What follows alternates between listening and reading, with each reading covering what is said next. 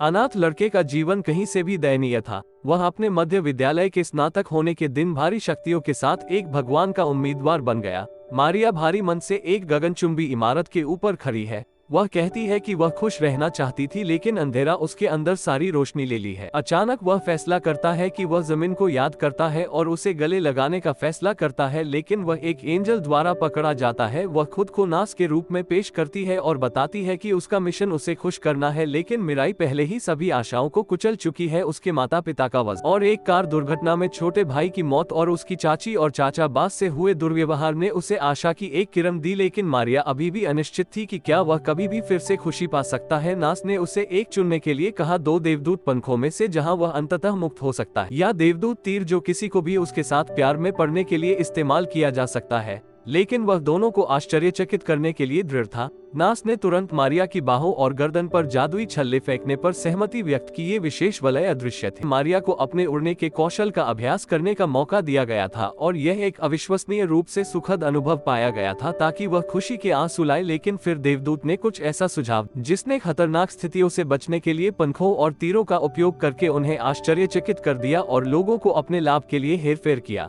जहां मुझे विश्वास नहीं हो रहा था कि देवदूत की तुलना में देवदूत की तरह एक दानव की तरह अधिक था, ये कहते हुए कि सच्चे राक्षस मनुष्य उसी प्रकार के राक्षस है जो मिराई की चाची और चाचा मिराई के अविश्वास में सुनाई देते हैं। जैसे कि देवदूत डार्क ट्रुथ को प्रकट करता है, उसकी चाची और चाचा वही है जो उसके माता पिता और भाई की हत्या करने की योजना बनाते हैं और इसे बनाने की साजिश। लेकिन एनएस ने सुझाव दिया कि उसने अपनी चाची का सामना करने के लिए तीरों का इस्तेमाल किया और चाचा मिराई जल्दी से अपने घर पहुंच गए और दृढ़ संकल्प के साथ अपनी चाची को लाल तीर से मार दिया। अचानक उसकी चाची उसके प्यार में पागल हो गई और जवाब अपने सभी सवालों को सच्चाई से वह अंत में स्वीकार करती है कि उसने और उसके पति ने आंखों के परिवार को मार डाला क्योंकि वे धनी थे। तभी मारिया के अंकल पति और पत्नी के बीच लड़ाई में आ गए क्योंकि 2 लड़ाई के बाद मारिया शक्तिशाली यादों से अभिभूत हो गई। उसके परिवार की मृत्यु मिराई जमीन पर गिर जाती और घोषणा करती है कि उसकी चाची और चाचा को उनके निधन को पूरा करना चाहिए था। इन शब्दों पर मारिया की चाची दुख से दूर हो गई और प्रायश्चित के एक कार्य में उसकी गर्दन छिद गई। मारिया खून के एक कुंड में बैठ गई। दिमाग अपने बचपन की यादों में भटकते हुए वह उस दिन को याद करता है जब उसने गर्व से अपने परिवार को अपनी मां को चित्र बनाते हुए दिखाया था।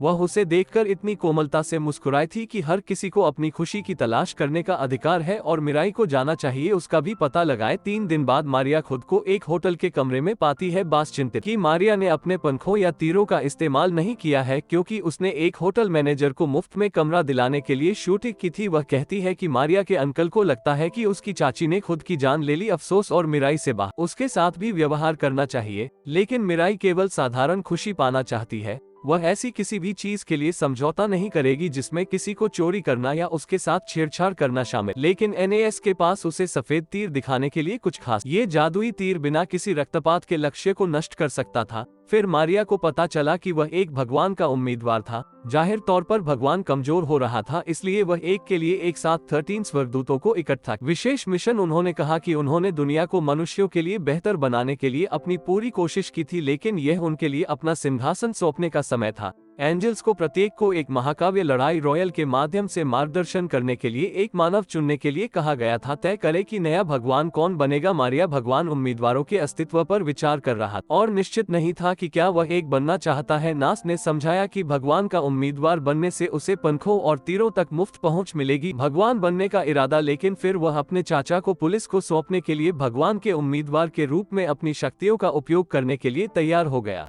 जहां मैंने टीवी चालू किया और स्क्रीन पर एक परी को देखकर चौंक गया। देवदूत की उपस्थिति का मतलब ये होना चाहिए कि तन्मा जिस आदमी का साक्षात्कार लिया जा रहा वह एक भगवान का उम्मीदवार था। तन्मा से कई लड़कियों के साथ उसकी रोमांटिक भागीदारी के बारे में सवाल पूछे गए थे और मारिया को तुरंत एहसास हुआ कि वे टाना के लाल तीर द्वारा नियंत्रित किए जा रहे। यदि आप इस वीडियो को पसंद करते हैं और अगला भाग चाहते हैं तो कृपया कमेंट करें और अगले एपिसोड के लिए इस चैनल को सब्सक्राइब करें।